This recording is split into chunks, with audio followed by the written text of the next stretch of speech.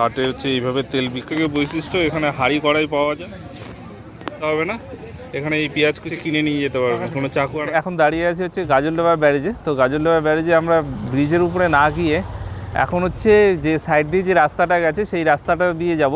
এই রাস্তাটা দিয়ে গিয়ে আমরা যাব হচ্ছে আজকে সরস্বতীপুর ফরেস্টের মধ্যে, সরস্বতীপুর চা বাগানে হচ্ছে একটা হাট বসে ফরেস্টের মাঝখানে। তো সেই হাটটাতে যাব, চলুন আপনারা সঙ্গে থাকুন, হাটটা থেকে ঘুরে আসি। এখন এই দিক দিয়ে যাচ্ছি, এই দিক দিয়ে গিয়ে বাঁ দিকে টার্ন নিব, টার্ন নিয়ে সোজা রাস্তা ধরে যাব, তাহলে পরে পেয়ে যাব হচ্ছে সরস্বতীপুরে যে হাটটা আছে সেই হাটটা। বৈকুণ্ঠপুর ফরেস্ট হিসেব করে এই দিক দিয়ে যাচ্ছি। আজকে রোববার হওয়াতে প্রচুর লোকজন হয়েছে এখানে। সোজা যেতে থাকবেন, তাহলে পরেই পেয়ে যাবেন হচ্ছে সরস্বতীপুর ফরেস্ট।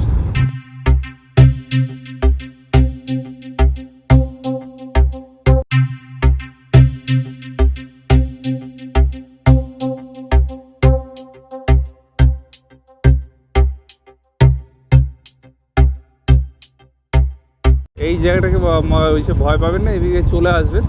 তারপরে দেখুন ওই যে গাড়িটা যেদিকে যাচ্ছে, এই যে সরস্বতীপুর টি স্টেট, এই যে এই রাস্তাটা ধরে এখন সোজা যাব। সোজা গেলে পরে কিছুটা ফরেস্ট পড়বে, তারপরে দুই ধারে চা বাগান পড়বে। তো চলুন আমাদের সঙ্গে থাকুন। এই দেখুন এই ফরেস্টের মাঝখান দিয়ে যখন যাচ্ছি, এইটা কিন্তু হাতির গু। আর কিছুক্ষণ আগেই হয়তো হাতিটা এখান দিয়ে গেছে, আমরা আসার হয়তো কিছুক্ষণ আগে। তো এই ফরেস্টে যদি আসেন বা এই হাটে যদি কোনো দিন যান, তারপরে সন্ধ্যার আগে বেরিয়ে আসার চেষ্টা করবেন। বাদরও দেখতে পেলাম। এই সরস্বতীপুর ফরেস্টটাকে আমরা পার করে আসলাম। পার করে আসার পরে এইদিকে কিন্তু আরও জনবসতি আছে। এই ফরেস্টটা পার করার পরে এই যে আসলাম, এই যে এটা হচ্ছে সরস্বতীপুর চা বাগান। সরস্বতীপুর চা বাগানে আমরা ঢুকে গেছি। আমরা এদিকে সোজা যেতে থাকবো, সরস্বতীপুর চা বাগানের ভিতরে চলে আসছি। এই দেখুন ফ্যাক্টরিটা, এই ফ্যাক্টরির পাশ দিয়ে আমরা যাচ্ছি। তো এইটা হচ্ছে ফ্যাক্টরির গেট। এবার আমরা এখান থেকে বাঁ দিকে টার্ন নিলাম, বা সরস্বতীপুর চা বাগানের ফ্যাক্টরি, এটার পাশ দিয়ে আমরা যাচ্ছি। সরস্বতীপুর চা বাগান খুব সুন্দর বাগানটা, পাতাগুলো একদম মানে সবুজই সবুজ। অন্য চা বাগানের সেগুলো একটু কালচে ধরনের হয়, এখানে পাতা। এরকম এদিকে ফরেস্ট, ফরেস্টের মাঝখানে হাট।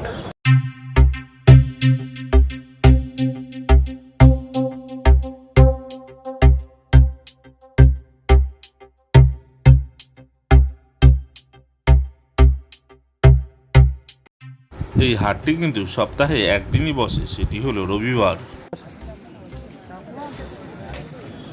কত বড় হাট, মানে ফরেস্টের মাঝখানে এত বড় হাট। এরকম চারিদিকে এসে করা, সব সবজি বিক্রি হচ্ছে। এই দেখুন ব্রয়লার মুরগিগুলোকে রেখেছে, ব্রয়লার মুরগি বিক্রি হচ্ছে, ব্রয়লার মুরগি।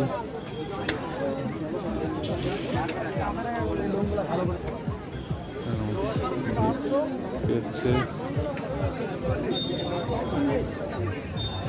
মোরগ, মোরগ বিক্রি হচ্ছে। মোরগ দুটো এরকম মাখা, পেয়ারা মাখা, আনারস মাখা। আর এটা কি মাখা গো? আনারস। কত করে প্লেট এগুলো? 10 টাকা করে বিক্রি হচ্ছে। ফলও বিক্রি হয়, তারপরে যে জুতো, এই গাড়ির সাথে করে সব জুতো বিক্রি হচ্ছে। এদিকে সব কাপড়, বিভিন্ন রকমের বিস্কুট, তারপরে এদিকেও কাপড়। মানে এই হাটটার মধ্যে সব কিছুই পাওয়া যায়। লালবালা ইয়ে কি খাবার এগুলা? 10 টাকা পড়লে 15 টাকা। নতুন ধরনের সাবান।